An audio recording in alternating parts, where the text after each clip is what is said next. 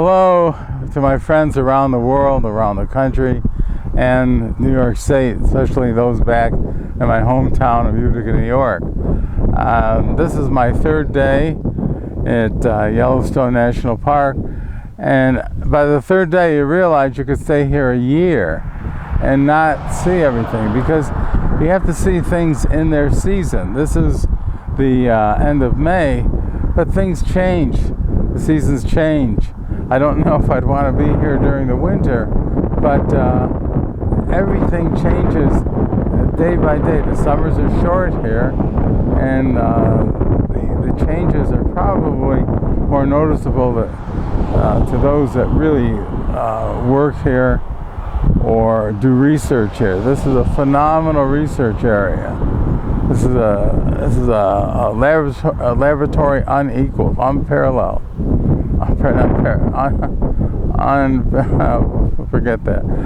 Again, I apologize. I'm tired.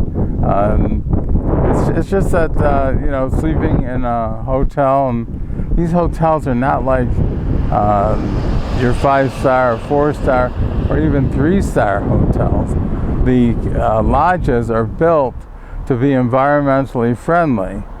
So in many cases, that's just not friendly to us humans. Well, I can't think of it. Well, for example, there's the heat is minimal. You can get it warm, I suppose. It gets cold here at night. Even though it's the end of May, it gets very cold here at night. There's no little refrigerators in the rooms. There's no little toasters. There's no little microwave. Those amenities are not found in the lodges as a rule. Now, I suppose there may be some rooms that have it. I'm unaware if there are such. And the season only began here 3 days ago on the 19th. So everything that you see started on that day, as far as the lodges are concerned. I believe the park opens 2 days before that. I'm in Mammoth, the part of the park. It's I can't give directions. I have a compass here, a real compass, but it's kind of useless because I have no bearing here. There's a minimal of road signs. They try to keep everything to, it's a minimalist kind of road system. I mean, in New York State, there would be a sign every 50 feet. Slow down, go faster, go this, go that, turn right, turn left, slow down, big curve. None of that here. On occasion, you'll see a sign which will give the angle of slope, the degree, to warn drivers, especially truck drivers who do have to make deliveries to these parts of Yellowstone. I'm going to count down here, then continue. 5, 4, 3, 2, 1. As promised, I was planning on making a shout out to all of my friends back home, but I don't have any teleprompter. I have no cue cards.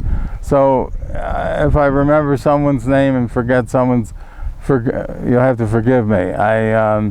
Yesterday, I know I gave a shout out to my friend Bob Costa at CBS, Chuck Todd, Craig Marvin at NBC, and all of those associated with that network.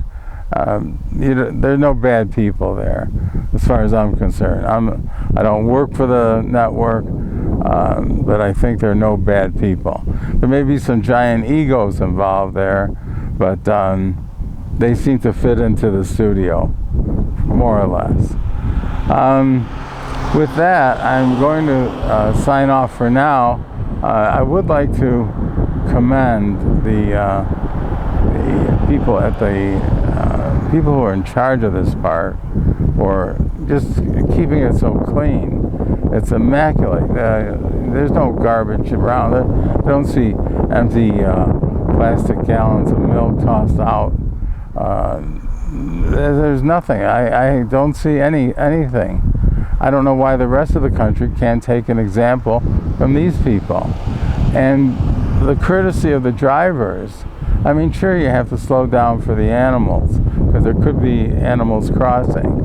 But they slow down for the two-legged animals, too. People. They do.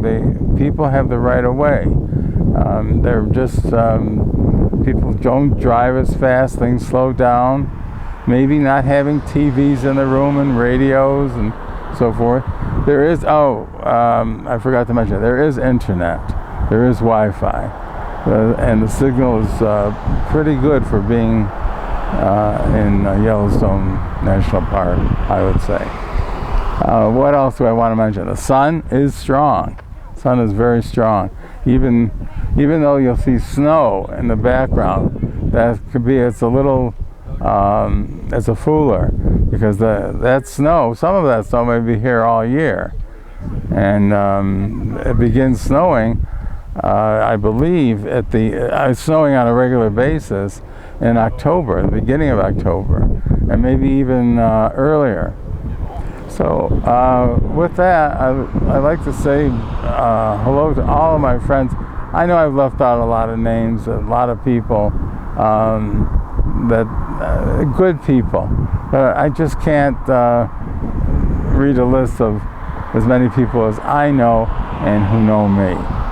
Some probably don't want to know me. Okay. Oh, by the way, if you see, I have a little paralysis here on my face. I had a bout of Bell's palsy about a year ago, and it seemed to return after flying. I don't know if that flying had anything to do with that, but I'll recover again. Don't worry about me. It's a long way to Tipperary. It's a joke. You get it? Okay. It's a joke. You either get it or you don't. All right. I'd like to say hello to my brother, too. I have a younger brother who's been doing me a couple of favors while I'm away. And everyone that I know knows that I want to say hello. So you have to know in your mind, Larry Cohen, Utica, New York, says hello to you. All right, folks. Thank you for watching. Really, sincerely. Oh, if you like this, leave a comment. If you don't like it, leave a comment too. I can take a punch. Unlike I got to get this in. Unlike our former president, who has the thick skin like this, meaning none whatsoever, and I just have to get that in because this guy is such a jerk and he's going to run for president again. Give me a break. Okay, that's it. Signing off.